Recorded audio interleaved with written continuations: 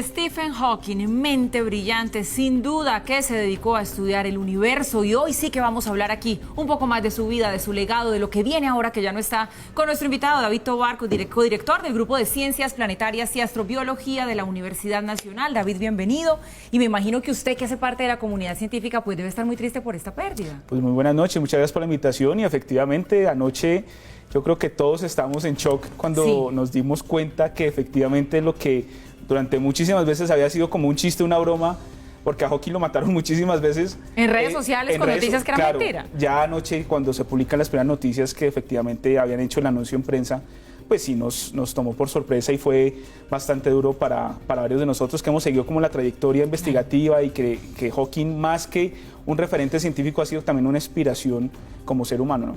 Sus legados ya lo veíamos en los diferentes informes que presentábamos, demasiados. Pero uno podría decir que la teoría del Big Bang, sin lugar a dudas, es el mayor de todos. Digamos, o sea, realmente es un conjunto de cosas. El aporte de Hawking, desde, digamos, lo más relevante, ha sido tal vez el tratar de unificar los diferentes tipos de fuerzas fundamentales de la naturaleza. Uno de los avances más grandes que se ha podido, digamos, efectuar en la física moderna recientemente ha sido esa teoría del todo, unificar las fuerzas fundamentales en una sola ecuación que sea simple, como decía Einstein, una ecuación hermosa que pueda explicar todo el universo que conocemos. De las 4 fuerzas fundamentales, 3, que son la fuerza débil, la fuerza fuerte y la fuerza electromagnética, actúan a nivel molecular, a nivel atómico, subatómico. Y la fuerza gravitacional, que es la 4ª, ya actúa a escalas mucho más grandes. Entonces, trabajar una teoría cuántica del campo gravitacional, encontrar tal vez la partícula que interactúa a esas escalas microscópicas cuando esa fuerza, que es la que actúa, digamos, que ejerce gran efecto en cuerpos grandes a nivel galáctico, planetario, etcétera, esa partícula que unificaría todo ha sido como el santo grial de la física. Sí. Y Einstein trabajó en sus últimas etapas de su vida en esa teoría unificada, y Hawking también, y los agujeros negros, Big Bang, expansión del universo. Toda la cuestión de cosmología ha sido, digamos, como el pilar fundamental de las investigaciones de Stephen Hawking. ¿Y cómo caló David en su momento su teoría cuando él le dice al mundo que el universo no fue creado por Dios? Eso siempre cala mal, sí, en países ortodoxos o en países cuya religión, digamos, tenga siempre una creencia en Dios, ¿no?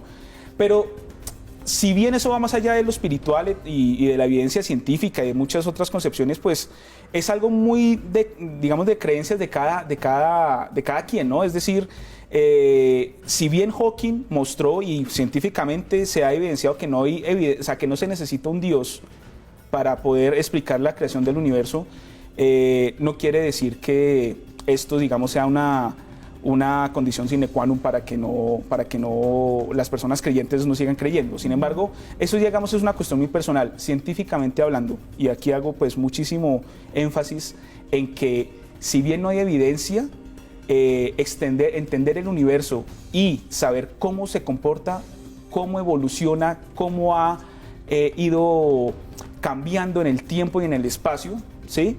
Es una cuestión netamente física, astrofísica, astronómica, y pues Hawking efectivamente cuando hablaba de esto, él hacía mucho énfasis y mucho hincapié en que cuando entendemos cómo funciona el universo, estamos entendiendo pues la mente de Dios, así no haya un Dios necesario para que el universo sea creado. Bueno, creador de grandes teorías, ya lo hemos estado diciendo durante esta charla y durante las notas que presentábamos, pero también como muy atento a los cambios que iba sufriendo el mundo. El cambio climático, por ejemplo, era algo que a él inquietaba demasiado, ¿verdad? Sí, digamos esto del cambio climático, de la posible búsqueda y exploración de otros planetas para la vida extraterrestre, o sea, temas de muchísima vanguardia y de mucha actualidad, pues son y han sido afrontados por científicos de todo el mundo, porque son temas que nos atañen a todos, y a la final, digamos, el cambio climático ha sido tratado de manera muy superficial por gobiernos que tienen una altísima influencia. Criticó muy de frente a Donald Trump cuando se salió del Acuerdo de París. Claro, de la Cumbre de París, que se había firmado unos años anterior en Tokio, ¿cierto? En donde Estados Unidos ya había entrado, fue un gran esfuerzo, y después, o sea, ese tipo de cosas sí son muy relevantes porque, como muy bien mencionamos antes, Hawking siempre ha sido considerado como una superestrella y es una persona muy influenciadora en la comunidad académica y en la comunidad en general. Entonces, hacer énfasis, hacer hincapié en que sí el cambio climático es real, que no es falso, que realmente hay evidencia que soporta que el cambio climático desde que comenzó la era industrial ha sido afectado gravemente por la influencia del ser humano, por esa influencia antrópica, pues lo que sí evidencia es que necesitamos voces con muchísimo reconocimiento que hagan caer en cuenta a la gente y a la sociedad que eso sí está pasando.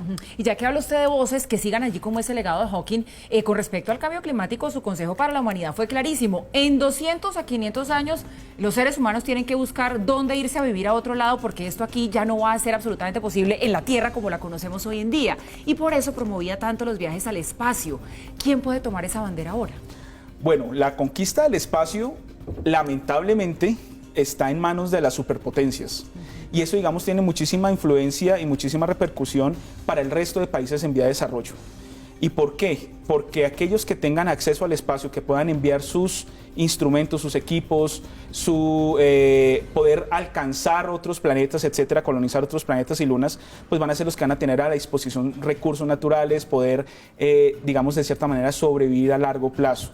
Entonces, si bien el acceso al espacio es de todos, entre comillas, sí se necesita mucha más inversión en ciencia y tecnología para que todos, como humanidad, como especie, ¿cierto?, podamos tener acceso al espacio y, pues, en un futuro, ojalá evitar en lo máximo que destruyamos este planeta que es único, ¿sí? La inteligencia artificial era otra de las grandes preocupaciones de Hawking y decía que podía ser o lo mejor o lo peor que le podía pasar a la raza humana. ¿Por qué le preocupaba tanto? ¿Cuáles son esos riesgos que puede tener la inteligencia artificial? Y usted, como científico, ¿cuál cree que es el futuro de la inteligencia artificial?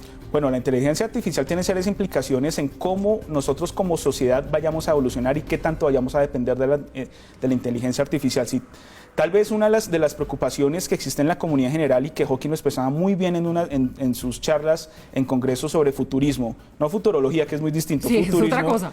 Expresaba que efectivamente la sociedad no puede, si bien va avanzando un área tecnológica, no puede depender 100% de la tecnología. Entonces, digamos, olvidar y dejar de lado la parte humana es tal vez una de las grandes preocupaciones que se tiene, digamos, en la comunidad en general sobre la inteligencia artificial. Ahora, personalmente, la inteligencia artificial nos ha dado, actualmente, el estado actual de la inteligencia artificial nos ha brindado un montón de información, tan es así, sobre el universo, tan es así que recientemente se hayan utilizado técnicas de inteligencia artificial para detectar exoplanetas, ¿sí? Ya no es necesario la observación directa o indirecta a través de telescopios en análisis de datos, sino que programando, haciendo construcciones de algoritmos, se pueden programar las máquinas para que, bajo ciertas condiciones físicas, se detecten planetas orbitando alrededor de otras estrellas. Entonces, la inteligencia artificial, el uso, digamos, es muy importante. Qué buen uso se le da a la inteligencia artificial y, digamos, que